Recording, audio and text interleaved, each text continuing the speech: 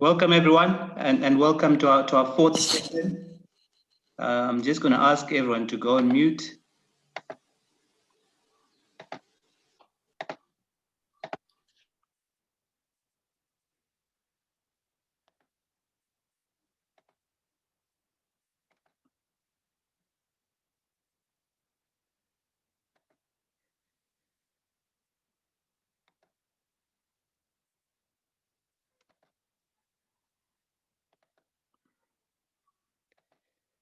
Okay, I hope you can all see my screen. Dennis, if you can just confirm for me, thanks. Yeah, all good, Kudzai. All right, welcome everyone. Day 4, we had a bit of a break from last week Thursday, and we're back today. I'm just hoping that in between the sessions, you've been able to come up with some opportunities or to start seeing opportunities that are all over the place. Today, we also have a guest with us, Takwana. I'll introduce him a bit later on. But maybe to just start off with a few rules for our workshop. So we all want to stay on mute. And we want to ask as many questions as you can. Please use the chat box, raise your hand, whatever way you can, just get your questions across. When Dennis is presenting, when I'm speaking, we can just ask questions, comment as much as you like, share as much as you like. Our guest will come on at the end. If you have questions for him before he comes on, you can start throwing them there. We had also said anyone who attends all 5 sessions, you stand a chance to win some time with Dennis and myself. Will help you with your business. So if anyone has attended all 4, just let me know as well in the chat box, because I'm keeping track, but just remind me so I make sure my math is not right, is correct, I mean. And let's connect, not just on LinkedIn, but on all platforms that we can as well. And let's network. Okay, so a bit about Kurudzira, just a reminder, it's a project of Tugwi Trust, based in Zimbabwe. And the whole purpose of this project is really to inspire, motivate, encourage everyone. And this series on entrepreneurship is really to help anyone wanting to go in business, anyone already in business, to just help them achieve as much as they can. As Tugwi Trust, we have a project we're currently running that I wanted to just share with you in Chivi. So it's coincidence actually. You hear when Takwana comes on. I think he was born in Chivi, but we work as Tugwi Trust in Chivi. We work with 10 schools there, and they've just opened yesterday following the closure. And the challenge for them is around, I think, the limited PPEs. As schools, they were given a list of things they needed to get ready. The government provided some of the items. They managed to buy some, but there's still a large gap that they need to fill. And all the schools that we work with did not have any sort of remote learning during the closure. So the children are so far behind as well. And they're going to write exams very soon, but are not really prepared as well. But I think one thing that we also find is that we're constantly looking for sustainable solutions in Chivi. I think Chivi, we've been working there for quite a while. People have been putting in so much effort in the district, but continuously we keep on needing to assist. So we're trying to also just see if we can come up with any sustainable solutions. So in terms of how you can get involved, if you really want to, we've got a drive that we're doing. I think the immediate need is around COVID preparedness in the schools. So we have a number of items that they've listed as important to them that they require. So we're just collecting those. If you want to donate either in kind or in cash, you can just get hold of me and we make arrangements to see. We're also helping them with books. So they're so far behind, but there are very few textbooks. So we're also helping them get textbooks. That's another way you can get involved. But also, if you have any sustainable solutions that you'd like to share, any expertise you'd like to offer us in just assisting the district. I think for us, what's key is trying to help the community help itself so that they're not continuously relying on assistance. So yeah, an opportunity to give back, to get involved. Just get all of me if you're interested in this, or if there's other ways that you feel you could also help the community. All right. And I think I'll stop here and hand over to Dennis, who will take us through our first session.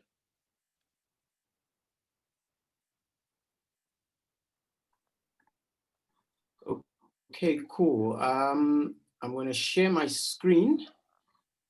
And Kudzai, if you can just confirm for me that it's sharing.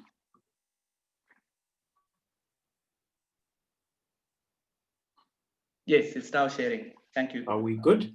Yes, we're ready to go. Okay, great. Okay, cool. Evening, everyone. And yeah, welcome back. And today we are discussing testing and validating your business idea. Now, just a recap on our journey. We started off with an introduction to entrepreneurship, how to design a good business model that can, create, deliver and capture value for yourself and for your stakeholders. Then we went into how you craft your value proposition in terms of how you actually interrogate your customer segment so you can design products that consumers actually want and are willing to pay money for. And then today we're talking about testing and validating your concept. So like I said last time, we stand on the shoulders of giants. The key resource that we use in terms of our methodology in our consulting practice, when we talk about validation and testing of ideas, is we use what's called the lean startup methodology, which is a set of practices that help entrepreneurs increase their odds of building a successful startup. If you go to previous conversations we've had, 72 out of 100 products will fail. And so Eric Ries came up with a methodology to try and reduce the chances of that happening. And I love his definition of a startup, which he calls a human institution designed to create a new product or service under conditions of extreme uncertainty. And, isn't it just so timely that, doing this workshop under conditions of extreme uncertainty? I mean, January 1, all of us were looking forward to 2020. COVID hit and put a complete spanner. Helps entrepreneurs to actually craft their business or service development in such a way that it reduces their chances of failure. It's a very tough and rigorous process. The presentation is not going to be very long, but it's going to give you some insights into some of the practices that you need to apply to be able to actually test and validate your concept. So where we are now is somebody has come up with the idea, they've identified the problem in society that they want to solve, they've crafted a business model. On paper, they looks like there's a product market fit. They've checked all the assumptions. They've designed their value proposition. They've gotten out of the building to talk to consumers. And they believe they've designed something that the market wants. So what's next is to test it. Because if you think about it, as a startup, if you are going to try and attract funds from a potential shareholder or from a bank or a financier or a venture capitalist, what are you actually selling to them as a proposition? Gone are the days where you could rock up to a bank with, a 100-page business plan with projections and these graphs that show nothing but success. The environment has changed. And so you want to be able to take to any interested party almost what I would call a half-baked cake. Or actually maybe a miniature version of the actual cake that you want to bake, to show them that it actually tastes nice and people are willing to pay money for it. So that's pretty much what we're going to be discussing. So just as a recap of some of the things that we've discussed. So the question shouldn't be, can this product be built? Because in the environment that we are in today, from a technological perspective, literally anything can be built. I mean, the other day I was watching National Geographic. I didn't actually watch the program, but there's actually a program called Draining the Ocean, where they've developed a technology that can actually part of the ocean so you can see what is literally on the seabed. So pretty much anything can be built. The more pertinent questions are, firstly, should this product be built? Because you've got to know with a level of certainty whether there is an actual need for this product. The second question is, can we actually build a sustainable business around this product? And this goes back, and I like how we've kind of put the session so they cascade into each other, because this goes back to when we defined innovation using the equation, innovation equals a great idea or technology or concept coupled to a viable business model. So we're going back to those questions. Should it be built in the first place? It may be a great idea, but can we actually build a business around this? Is there a business model that we can execute around it? And the only way to answer this is to actually get out of the building, you know? Instead of drinking your own Kool-Aid in your ideation space and creating this wonderful gizmo with all the bells and whistles, you need to actually get out there and start talking to real paying customers to test and see if you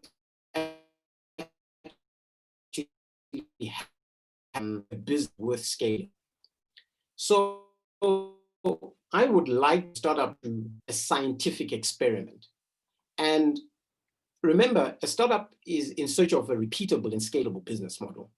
But the biggest issue is you've got limited time, limited money, and limited resources. And I always say that the worst startup to fund is the kind of startup where they actually begin with lots of time and lots of money and lots of resources, because what they then do is actually waste all of that. You actually need to keep a startup as lean and as hungry as possible until you've proven that you've actually got a scalable and repeatable business model. So your startup venture is based on a hypothesis, which carries with it certain assumptions. And if we go back to what a hypothesis is, it's a guess. It's an educated guess. So your hypothesis may be that busy CEOs would actually purchase the service of having a barber come to their office to cut their hair and shave their beard. That's a hypothesis, and it carries with it certain assumptions that they will actually want to do this and how they will actually accept the service and how that service will be delivered. Now, your job now as the entrepreneur is to actually test this hypothesis, and you can only do this through experimentation and validation. So the experimentation part is the actual doing, and the validation is actually measuring to see whether you got the result that you assumed you were going to get as your hypothesis. And normally you have two hypotheses. The first one is your value hypothesis. It tests whether the product really delivers value to the customers when they use it. And this hypothesis is your growth hypothesis. And this is where we test whether customers will actually, how they'll actually discover the product and be able to use it to a point where it reaches scale. Starting out unpredictable. And for those who have been in the startup game will know that it never follows your typical, what in project management speak, they call a waterfall chart, where you ideate and then you put together your business case. And this normally comes in the form of a business plan. It's this big document with financial projections and all of the wonderful things that you're going to do. And then you will be given funding and then go into product development. And then you will launch this product and it will set the world on fire. And we hear probably the 70s and 80s, where management literature and strategy literature was all based on a pretty stable environment. Now, startup is a little bit more haphazard. So with a startup, an idea. So you create the idea, but then now you need to test it. And in the process of learn, And your learning will be out of the kind of feedback you get from the market, assessing your own operational capabilities, where you need to tweak and change things. Now, where you need to tweak and change things, you do what's called a pivot and you iterate. So if things are not quite working according to your hypothesis, you change a few things and you go back and test. And at times you may sit in this learn and testing phase for a while you try and interrogate what you're trying to do. Once you've learned sufficiently and have sufficient confidence that you have a proposition, that is when you then move to scaling. So planning is basically a tool that only works in the presence of a long and stable operating history. It's the kind of thing that big businesses do, but it's also becoming very dangerous for business. Guess they were affected by this sudden change in the business environment, which COVID.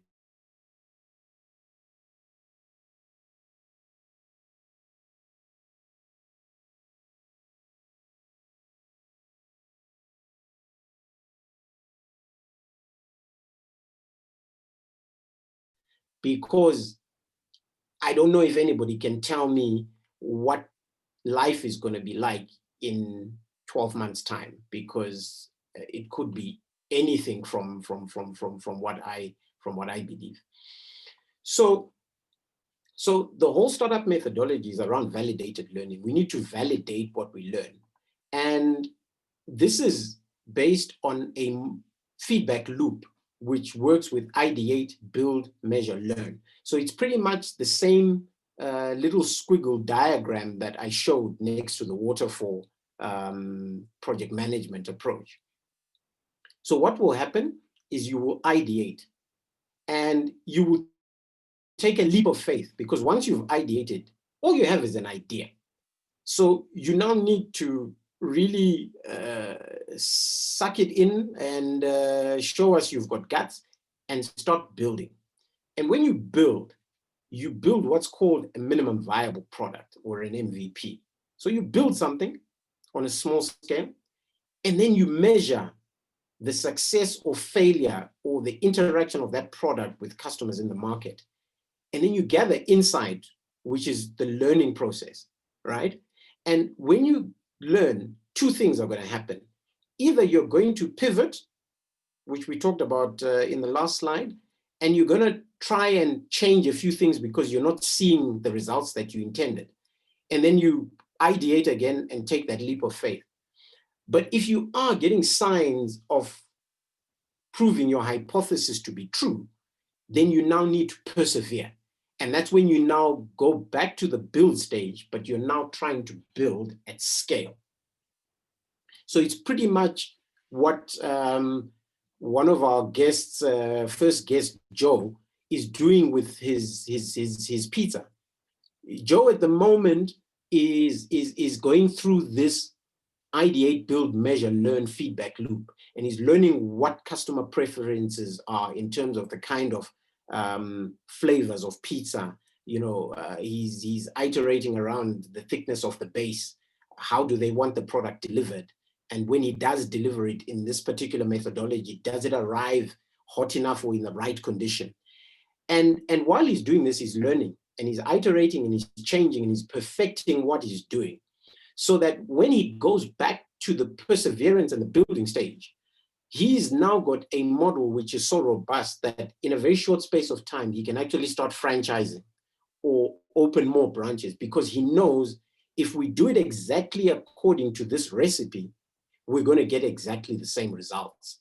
And we can scale this thing and blow it up from Harare to Bulawayo to all the other cities. And that's how it works. So we talked about the minimum viable product, or the MVP. And a minimum viable product is basically a product made with the minimum amount of effort and cost. And it's used to actually test the assumptions around the validity of your idea. So you're actually building something which is pretty rudimentary in its complexity. And you want to use that to start testing your model. And so before that product can be brought successfully to the mass market, you need to test it with what we call early adopters. And these are a very special breed of customers because they are willing to accept an 80% solution. And the reason why they are willing to accept an 80% solution is if you go back to when we did value proposition design, we talked about pains and painkillers.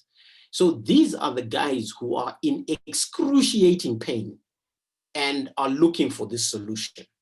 So they are willing to accept that 80% solution. So if I give an idea or an example of what I'm talking about, let's say for argument, somebody decides to solve the pain of aftercare for kids between grade 1 and say grade 5, right? And the minimum viable product is we're going to get kids, we're going to find a room, and we're going to have an adult supervising them. For the people who are in great pain, well, that's a fantastic solution. It solves 80% of their problem because they don't have the time to go and pick up a child at 12 and then what do they do with the child when they need to go back to work? So this aftercare thing solves their problem because at least their child is under adult supervision. So that's 80% of the solution solved, right? So you don't need a perfect solution to get these people's interest. They're willing to pay money immediately, right? But what happens is that if you keep your stethoscope to the market, they then use their imagination to fill out what the product is missing. And this is what comes through the feedback you're now starting to get. So the early adopters will start telling you, but you know what? It's very inconvenient for me to prepare 2 meals, one for school and one for aftercare. Can't you provide us with meals? And then the other one is, I'm going to get home at 6 and I've got so many things to do at home. Is there no way you guys can supervise homework? And so you start filling out what the product is missing. But guess what? You could have come up with the product that had all these bells and whistles where these kids walk in and they get their feet rubbed and they get a 3-course meal and you add so much waste. So those additional features beyond what early adopters want is actually a waste of resources. Because remember, a startup is operating in an environment with limited time and resources. So you need to maximize your resources to get the actual learning that you're looking for. So the lesson of the MVP is that any additional work beyond what's required to start learning is actually a waste of time. You want the basics. Now, people often ask, but with the minimum viable product, what about quality? Because the assumption is we're giving people something that's kind of half-baked. But that's a risky assumption because we're not even sure at the point where we're experimenting who the actual customer is. We're on a learning journey. So the quality principle for the startup should be, if we don't know who the customer is, then we actually don't know what quality is. And remember, quality becomes that feedback that you start getting from your early adopters of what's missing from your value proposition. And you can start adding that in. And when you finally get to the right product, then you can scale. And you must also remember that customers actually don't care how much time and dedication it takes for you to build. They only care if this thing serves their needs. So for example, if you go into a restaurant and you order a steak, do you ever really spare a thought for the poor guy in the kitchen who might be burning his fingers and, he's getting shouted at and, there's just chaos? You never give a thought to him. All you want is a sizzling hot steak with whatever it is you eat with the steak, and that's what you're paying for. So don't build something assuming that the customer is going to be worried about how much care and dedication you took to actually make it. They want to know if this thing works and fulfills their needs and is fairly priced. So as you start building your minimum viable product, the key rule is remove any feature, process, or effort that doesn't contribute directly to the learning you're trying to seek. Remember, the learning you're trying to seek is, Are people actually willing to buy this product on a consistent basis? So I'm going to give you an example. It's an American example, but this is a business that is massive today, which all started with an MVP. And some of you may know it, some of you may not. So Zappos is the biggest online shoe retailer in the world that was started by a guy called Nick Swinburne. Now, he had a hypothesis, and his hypothesis was people are actually willing to buy shoes online without having to try them on. And this was just as the internet started blowing up in 1999. But it was a risky assumption for him to go and start a business and look for funding to start it. So he decided that he was going to go to big brand stores and actually take pictures of popular shoes that he thought would sell well on the internet. And then he took pictures of these shoes and loaded them onto a website. And on this website was an e-commerce platform where people could actually order and pay for the shoes. So he put up this website and people actually started clicking to buy. So to test his assumption, he would actually then go to the retailer and buy the shoes at retail, put them in a box and mail them to the client. And he did this for several months until, he realized that, you know what, I need to actually start turning this into a business and a viable business because, I'm getting 40, 50 orders a week and I can't keep going and getting boxes and mailing boxes. And he launched Zappos in 1999. Eventually started diversifying into clothing and apparel. By 2018, this business had grown to $537 million, right? In 2009, this business was acquired by Amazon for $1.2 billion. And it all started with a minimum viable product. So you can see the power of testing your concept and testing it to the point where you've got a surefire idea. Nothing is certain under the sun. However, you've actually eliminated most of the things that would kill your business because you've tested it on a small scale with limited resources.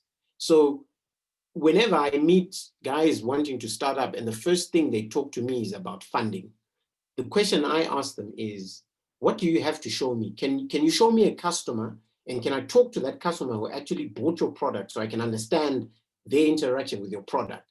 Because if you're telling me you've got a piece of paper, you've got a great technology, you have no business, therefore you cannot be funded.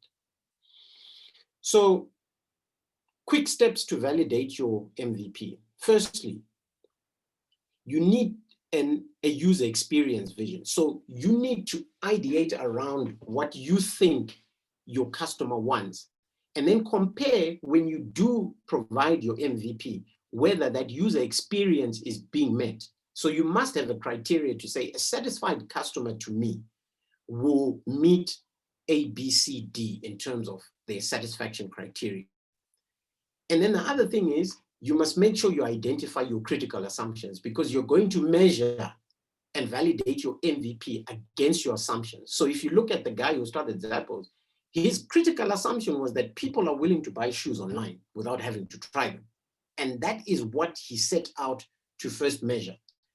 And thereafter, when he had to scale his business, his hypothesis was, okay, people are going to buy belts. If they're going to buy shoes, surely they'll buy belts online without trying them. And how much risk is there really in buying a t-shirt? I mean, people pretty much know that either they're large, X-large, or a medium. And he started growing his business on that basis. But identify your critical assumptions. Then, obviously, build the early version, the MVP, to validate those assumptions, right? Then release the product and measure what you see. And thereafter, you then make the decision now whether to pivot and tweak and change this thing, or whether now you must persevere and go on to try and scale this business. So once you've gone through that, it is now time to scale your business. And that's what we're going to be talking about in our grand finale tomorrow. We now talk about commercialization and scaling your business. So I'm going to sign off here. It's been great chatting to you guys. We'll have a look at whatever feedback there is that you might need directly from us. But we've got a very exciting guest, and I don't want to steal too much time because I think the interaction is going to be fantastic. So, Kuzai, I'm going to hand back over to you and stop sharing my screen.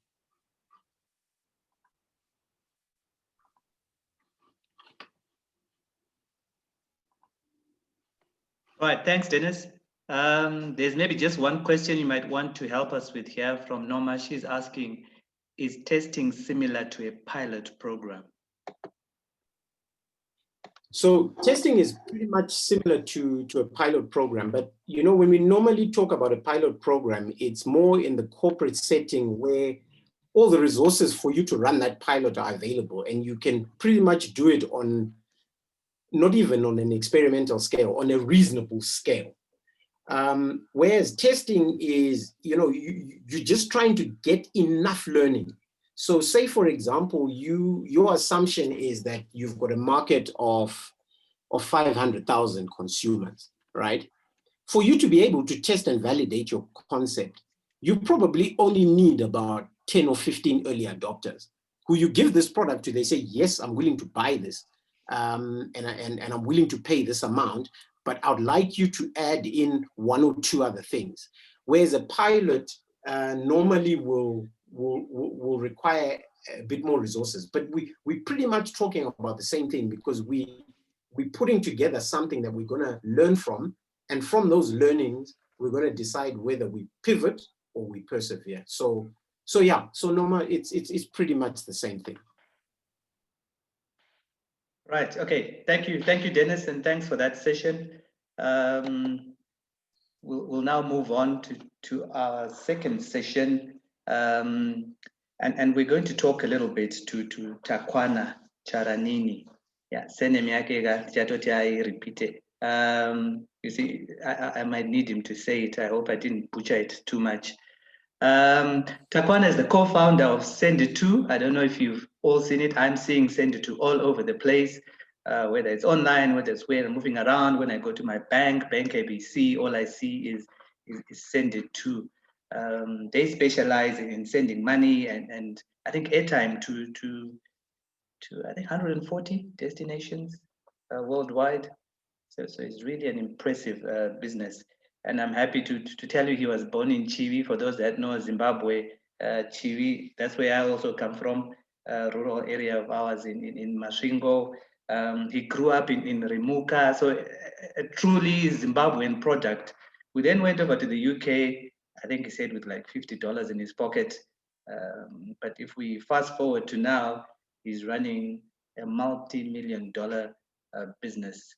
And I think we'd all just want to know, like, how did you do that? I think we all have aspirations for growing our businesses, but not many of us will get to serve so many people and grow such a large business. So welcome, Takwana. Oh, thank you. I'm so glad to be here, actually. Fantastic. So I first saw Takwana, I don't know if he remembers, I'm sure not, because you were so busy that day. It must have been a Zimfest festival, 2016, 2017, that they were sponsoring. And he was all over the place with his t-shirt. So I just remember the t-shirt, Senditoo. That was my first time to see Senditoo. And he hooked me up on my phone with the app, and it moved on. And then someone told me, do you know that's the owner? I said, no, he's not the owner, man. He's one of the marketing guys. I said, no, that's the guy who started it. So I was really impressed. And then I saw him again last year, Jacaranda Festival in Harare, and he's still wearing his t-shirt. So yeah, I really love the branding and the way that you sell your car. And today he's wearing the t-shirt too. So, you know, talk about living your brand. So it's fantastic to see you living Senditoo. All right, so into the questions. We also saw an interview of yours with Dennis that we're watching on Yanga TV, and I think you said that Ibrahim and yourself, your partner, were accidental entrepreneurs. What exactly did you mean by that? It feels like my whole life has been an accident, you know. I remember my mom telling me that a while ago that she was on contraceptives at the time. because they were done with kids. Hence the reason I'm called Takwana. For anybody that doesn't speak Shona, Takwana means enough. You know, we are done. So from then on, like you said, you know, I was born in a small village. And I think this is something that I always try and overstate, that I was born in a small village in Chile. And as you would know, Kudzai, you know, there's a saying there's a proverb that says, Chembere yakwa Chile, and Zirozietwa, Chembere yakwa Chile yakabiga mabwe, ikasewa moto, which translates into English to something along the lines that things are meant to be tried. An old lady in Chile cooked up some stones and made soup from it. And inherently, I think with that in my DNA, I was bound to try things in my lifetime.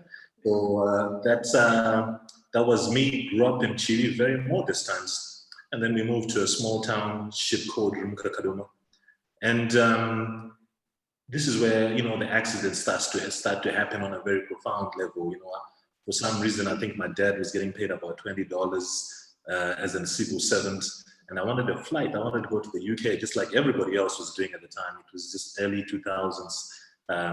Everybody, every other 2 weeks, you'd hear that your friend has gone over to the UK. And, you know, visas there, you didn't have to have a visa then. So as luck would have it, you know, I managed to put together some airfares and all things of that nature and found myself in the UK. Remember the very date, because that's the date my life really took a turn for something very phenomenal, really, because I think what UK has done for me is given me a platform that I was deprived of, perhaps in Remuka, you know, because I am, as you know, my life teaches me anything. It teaches me that that genius is everywhere. What lacks in people's lives is the platforms and the opportunity. And this is what lacks for some kids right now, perhaps in Remuka Kaduma, that you could easily find in the UK. So inherently after that, I moved to the UK on the 7th of October, 2002. And found myself, like everyone else around me, you know, in the nursing profession. I did mental health nursing. One of the best 10 years of my life, because I learned the power of the mind. You know, it's either can cook you or make you, really. So that was a very powerful sort of a good stretch of good 10 years when I worked in that industry. And this is where the accident comes in, really. So I essentially got fired from my job.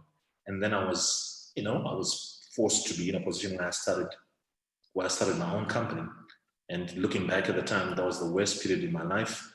But, you know, looking at it now, it turns out to be such a blessing in disguise. So that's where the accident came in, because nothing about me, you know, I don't speak fancy like Dennis does. I'm from a small town. I have no business background. So I'm more of a circumstantial business person in that sense. But when you look at my CV, I built a business that's, like Kudzai was saying, that's valued in the billions. And that was all based on me being forced into that particular situation. And what then that reinforces is, like I was saying, you know, like it's important to fully understand where the story started. Chile, Remuka, very small townships where nobody really envisions or ever thinks about starting a business. Now, as we stand today, Senditoo has customers in over 110 countries, you know, and this is for a small young boy from Chile. It's very humbling for me, and pretty much just reinforces that most people can do it, but are just quite unaware unless they're really and truly forced into that situation. And that was the case for us. And, you know, as the saying goes, you know, you pray to God for strength. God is a funny way of giving you problems so that you build that strength. Oh, yes, fantastic. And, you know, just this whole program around Kurudzira, your story resonates so well with what we're trying to do, because we've seen as well, like you say, genius is everywhere. All it needs is a platform. And for a lot of these children we see in Chile, it's just the belief, but also the exposure to what is possible, because so many of them, you know, don't even know what it is that is possible. So we're really, happy you can share your story, and we'll be taking it out as well to the kids that we're working with. So when we started the workshop, Dennis took us through what entrepreneurship is all about. And one key thing that he covered was that it's around solving problems, and that the value of your venture is then directly related to the problem that you are solving. What is your take on this, and how big do you think the problem you're solving is? Okay, how big is the problem we're solving? I mean, moving money across the world is almost $1 trillion business. So when you talk about how big it is, I mean, the numbers speak for themselves. What I want to do today is not inherently to speak about things that Dennis articulated very well. I want to say things from the vantage point of my experience, from somebody that has been essentially, because I believe business, like life, it's like that saying, there's so many ways to skin a cat, and there's so many ways to get into business. I've been fortunate enough to build a business with a business partner, and the investors that are actively involved in our business that are extremely smart. I mean, one of them is an MBA from Harvard, so he speaks more of Dennis language, and he's a guiding force throughout this entire process. But for me, you know, like, I really like to speak from a standpoint where I really like to speak to people that are not particularly in business and that find business quite daunting and things of that nature. Everything around you was built by people who are no smarter than you are. You know, right now it's funny, I'm reading a book called The Shoe Dog. It's essentially about Nike, about how Phil Knight started the business with just literally $500. Now it's $1 billion business. And the reason why it was built by somebody who was not in line with you know, the conventional thinking of business and things of that nature. But it's always important to read such books because, you know, it's always best, if you want to know the road ahead, it's best to ask people that are coming back, isn't it? But for me, as far as business is concerned, in line with the question that you've just asked, there's just 3 lessons that I hope people can just hold on to. I mean, I know I'm deviating from what the actual question was, but I think the biggest challenge with kids from Chile, Remuka Kadoma, is that belief in themselves, that they are worthy of starting something that could save the world. I think that's where the actual question really and truly starts. This is where, as an individual, you really need to hammer into your head that, you know what, I am that person that's going to start this particular company, and really and truly scale it to a point where that everyone across the globe gets to use it, like similar to the case where Senditoo is being utilized across 110 countries, you know, and some countries I can't even pronounce. So I think that's where it starts. I think one of the biggest challenges that I find, because I've been in Zimbabwe for the past year and a half or so, I think one of the biggest challenges that I find is that self-belief has been ripped away from a lot of people because of the environment itself, because Zimbabwe is a tough sort of terrain to operate in. And what it has done, for the most part, in spite of the inflation and everything, it has taken away people's ability to dream and believe that they are worthy of doing things that are worthwhile. So I think that's the first and foremost thing that people need to take into account. And then the second thing for me is just there's so many questions, there's so many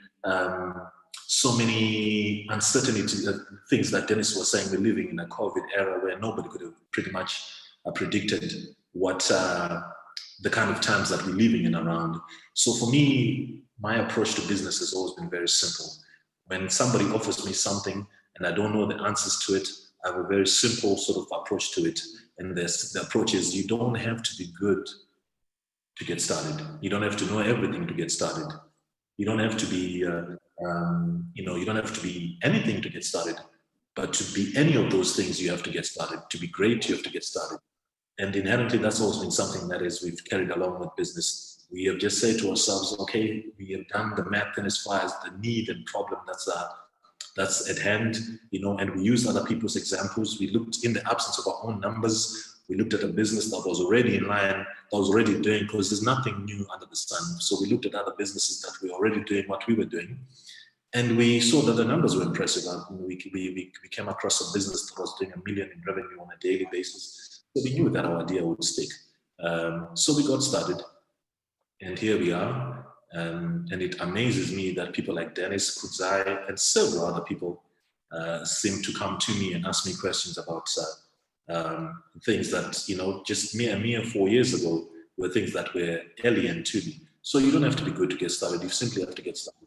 And then God comes at play. You know, there's a saying that synchronicity, it's God's way of remaining anonymous. As you move along, things will fall into place. I think it was Steve Jobs that said that, you know, when you look back, things, when you look forward, nothing seems to make sense. But when you look back, you know, the dots starts to connect. And inherently, I think that's how your approach needs to be with business. Go with an assumption, like the Zappos guy. and just move along. And the third point for me has always been about perseverance. From the minute you have an idea, people are going to tell you it's garbage. People are going to knock you right in the mouth, but you have to keep going. You know, I think perseverance is key, and I think inherently that's the one trait that each and every one of us, and I think most people on this Zoom call are business people, and they can really and truly relate that once you solve problem number one, problem number two gets a promotion. So, you know, entrepreneurship is like eating glass, isn't it? You're constantly having to deal with things you don't really want to deal with, but you have to keep moving, really. So perseverance is key. Oh, fantastic.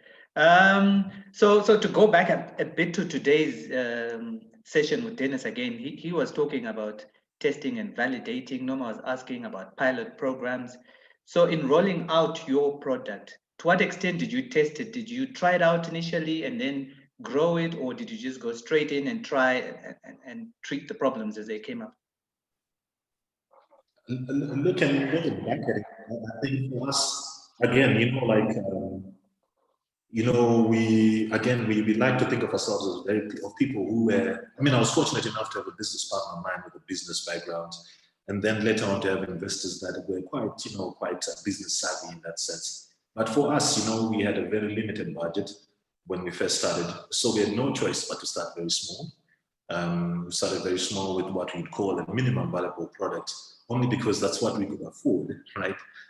We sourced out developers in India. They put together a website for us at a very low cost, and then we went out there. We went to the market and kept persisting. Really, I think when we first started, I recall getting on the phone.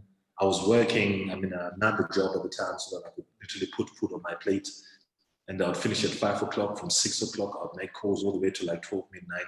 And I made over 1,000 phone calls to my friends where I was just saying, listen, buddy, I know you've never done this before. Here's the dollar, try us out. And it ended up being, in hindsight, being one of the most effective ways for us to get into the market. And that's inherently it, really. I think what we do is look at the numbers and alter what needs to be altered, as just like Dennis was sort of describing. But for us, like I said, it's been, it's about, I just seen Dennis says testing. That's been happening. But I'll be lying to you if I told you that we always tasted things. We haven't. You know, business is a funny way of making you focus on things you don't really want to focus on. And that's been our reality. You could start your business and it would be totally a different sort of scenario for you. But for us, you know, business has been a painful process sometimes, because we have had to really and truly deal with things that we have no business dealing with, things that are imposed on us. So we don't really get a chance to then do things that we should be doing as a business. But we persevered, and we're here today, not by our own sort of, mainly because the community really and truly rallied behind us. And we're here today doing amazing things, or more or less miracles, as far as you ask me, when you take into account that, you know, I'm just a young boy from Remuka, as my mom always tries to remind me. And that's been our story so far. Yeah. So I think those of you that see some of the Senditoo adverts, if you see Takwana in them, it seems like he's always having fun, and you wonder, does this guy ever work? But I'm sure we can hear where he's come from and the hours he's put in and the phone calls he's had to make. So sometimes don't always judge a book by the cover. He's definitely working very hard. And then, I mean, you've grown so large. You're talking of 110 countries. So just trying to picture the scope of your business can be mind-boggling for some of us. To grow so big, what challenges have you had to overcome? I mean, we've had every challenge in the book, every challenge, every problem you could think of, we've pretty much had, you know. And I think it helps that we are of the mindset that, you know, problems are a sign of life. You know, anybody without any problems is probably lying 6 feet under in the cemetery. You know, so that anticipation of problems has always helped our mentality towards particular problems. Like I was saying, you know, I'm a big fan of reading books about entrepreneurs that came before me, And all of them have one common problem, that they've always had problems. You know, Elon Musk at one point thought he was going to lose all three of his businesses, including Tesla. The likes of Nike have had all sorts of problems. So, you know, like problems really and truly are a sign of life. And it's very much reflective of what life is about as well. You're constantly going to get problems. And it's when you do things just for a reason larger than yourself, this is when you tend to take these punches, tend to take these setbacks. And I think it helps for us that we found a reason why we're getting into it. And for us, it's just to represent possibility. You know, that's why, I mean, money is good, but, and it sounds like such a cliche, but the reason I do things and the reason why you seem to see me having a lot of fun is because my main agenda is just based on trying to represent and show people that hail from the same places that I hail from, that look, stuff like this is possible. So you know you've got an audience around you and you really can't truly fail them. Really, that's the few things that really and truly keep us going. I mean, I could describe problem 1, 2, 3, 4, all the way to 100. That's of no use to anybody here. The key message is you have to anticipate these problems because the problems will come, whether you're a big company, small company, no one is exempt from problems. And once you understand that, and then you then have a reason as to why you're doing what you're doing, you're in a position to endure these problems way better than you would if you don't have that sort of mindset. So that's been our story so far, really. Well said. So when we look at business models, I'm going to try and talk like Dennis here. So yeah, when we're looking at Senditoo, it's what we described as a platform business model. You know, I didn't know all these terms before this session, so I'm really learning a lot as well from what Dennis is teaching us. A platform business model where the venture sits between two or more groups, and then you're providing a platform for interaction. I've heard you talking about reading about people before you. So maybe you might have come across this model being used by some companies. For example, Amazon and Google seem to use the same model where they are maybe a platform that then enables interaction between different groups. To what extent would you say you were inspired by those before you and the models that they use in then putting into idea your model? You know, me and you, Kuzi, are in the same group. I think that the idea of a platform model is something that I've just literally had 2 seconds ago. So my answer to that is you need to find business partners. In my case, I've got a very, very smart business partner, Ibrahima Soumano from Guinea. We met in London, and he's compensated for things that I'm not particularly great at, really. And I think that's inherently what my biggest take, what my answer would be to that particular question. Those kind of questions are always best directed to him, and he executes exceptionally well. I get involved in other things that I'm particularly good at and that come naturally to me, or the things that I've learned over the time. So it's important to identify who you are as an individual, really. And I think that particular question, I think the answer to it really just comes down to the fact that it's important that you partner with people that compensate for things that you don't particularly or are not particularly good at. And in the absence of that, you then have to learn these things because nothing is really unlearnable. Really, I think most things you pretty much just put time and learn these things in the absence of a business partner that compensates for your weaknesses. So that's my answer to that, really. I think it's just one of those things where we have we've divided what we do as a business based on things that we are very good at and where we feel like it's like a fish, right? If you take it out, put it on dry land, it's going to struggle. Put the same fish into water, everything is pretty much effortless. So I think sometimes it's not inherently what you do, it's about the environment and what you are as an individual that really has to be taken into account, really. And I've seen, I think Norma just put it across quite well. She's written collaboration. Yes, collaboration is inherently the new competition. I totally agree with that. So that's very important, and that's been our case. Everything that I'm going to share here today is not the and only way to go about doing things, but it's been our truth to say just a bit about that particular issue. So that's my answer. Okay. Senditoo, we've seen you guys grow in a short space of time exponentially. We all hear of tech businesses and how they can grow so large, but also crash pretty quickly as well. Looking ahead, how sustainable do you see the business being, and how far are you looking to go with all this that you're doing with Senditoo? The hope is, but the funny thing about succeeding, right, which something nobody really tells you as a business, is you start a business and you only hope is, you know what, I just need 10 customers, or if I can get 10 customers. And the funny thing is you get to that point, you get 10 customers, for some reason you want 100 customers. You get to 100, you want 1,000,000 customers, you get that million, you want 10 million. It just seems that success, you never feel like, because you need deep in it, you never really feel like you succeeded. Well, that's been true for us anyway. But what we are hoping to do now is pretty much just diversify what we do. We're getting into all sorts of platforms. We started off with airtime, and then more so as a need of our customers, we got into money remittances. And we're getting into 3, 4 other businesses shortly, just to diversify the things that we offer our customers. And most of them has just been sticking and been adding X amount of hundreds and millions of revenue as a result. So it's just about trying to diversify things and then going from there. But like I said, you know, like for us, business is inherently a stressful sort of process, but a lot of fun for us as well. I found something that I've been looking for from my whole life, and I could do what I'm doing right now for no penny at all. That's how much I've enjoyed it, in spite of the hardships that have come with it. I just found my niche in some ways. I found something that comes naturally to me. I love human beings. I love interaction with people.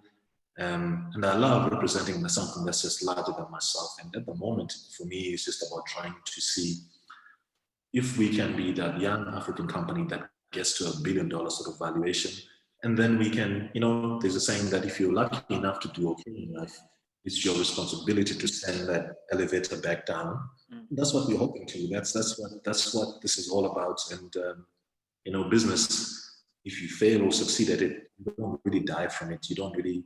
So we're not really bothered by a lot of things. We're just gonna pretty much just maximize on the day, and then go from there. Really. Okay. There was a question from Uchada that he asked earlier on. How easy was it to get investors to come on board? How easy was it to get investors on board? Like, again, our story, I just believe it's been such a miracle in more ways than one. A series of accidents, some of them misfortunate and some of them very fortunate accidents. So what happened is my business partner, a couple of years ago was approached by one of these French guys who wanted to have, who had mining interest in Guinea, in his hometown Guinea. And my business partner just pointed it in the right direction. A couple of years down the line, that same French guy had managed to do a couple of things with that sort of mining, the mining he was doing in Guinea. And then my business partner invited him for tea and just explained to him, listen, we're doing about 5 transactions. So this early on, during our sort of, I think a couple of weeks into it, and just explained to him, like, this is what we're doing. And at that very same time, we had about 2 transactions. And we were not doing much. So he got a notification. And the questions were very simple. How much are you making? You're making about 10, 20 pence per transaction. And he got involved.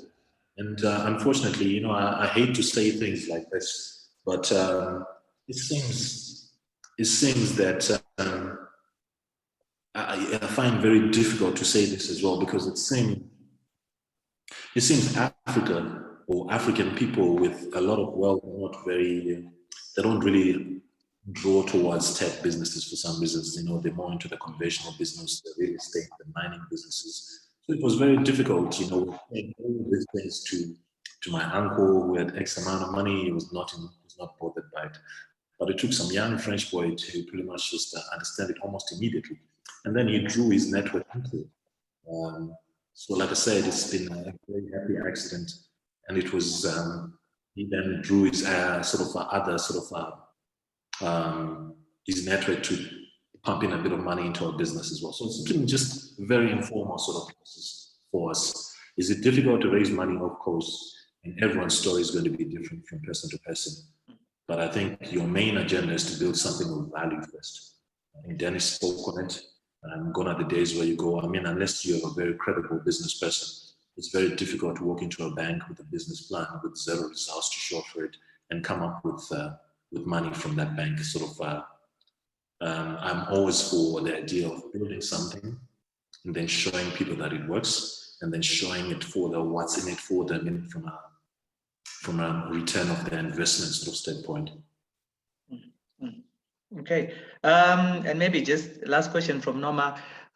Your diversification plans that you spoke about, what are those based on? Is it feedback or insights that you're getting from existing customers, or you've got teams that help you with strategy? How do you come up with those plans? I think a combination of, for the most part, is our customers. Our customers are very quick to tell us what they want. I mean, for years now, I think sometimes it's something that I really bit myself up for, really, because customers have told us from 3 years ago that they wanted money transfer, and it's only recently that we managed to put it together. And we're getting incredible results from that. And I always think, man, if we had started earlier, we would have been making a killing by now. We would have gone through all these pain points that we're going through currently. So customers will always tell you things. And I think, I don't know, like maybe it's my bias, but I think we have such a close relationship with the community that we serve. And it's seemingly, most of them really want what's best for us and are always quick to give us feedback on certain things. So it's just been literally looking at what the customers have been telling us, and then understanding the trends as well. Sometimes it's always important to see just behind that band for you to make money, because once you then do it when it's late, it just becomes a bit of an issue. But it's a combination of both, yes. Okay, I hope you don't mind. Tari wants to know, how is it going against World Remit and Mukuru? Our policy, right? You should only focus on things that you have some level of control on.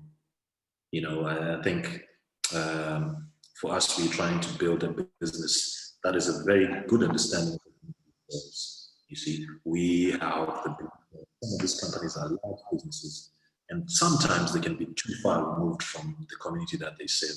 It's not uncommon for you to walk around Harare, Bulawayo, any of these major cities that some of these players operate in, and find long queues. In 2020, I am of the view that nobody should be queuing for money.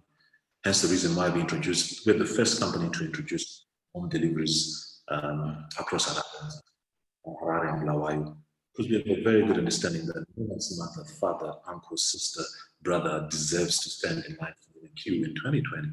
We're trying to solve solutions with a very good understanding that we too are customers in this particular process. So that's always been my stance on it, really and truly understanding what the customer needs. And if I'm to show you the sort of feedback that we're getting from our customers as far as our home delivery is concerned, and the high retention rate that we're getting from our home deliveries, pretty much just speaks for itself. But above anything else, I think the agenda is to only focus on things that you have some control. Yes, thank you for that. So many nuggets of wisdom, I think, from what you say to us. Any parting shots or any last words you'd like to say to everyone who's listening? Any advice you'd like to give them? Let's get to work, really. I mean, it's funny, recently I was watching Denzel Washington. Somebody sent me a short clip from Denzel Washington I found very profound.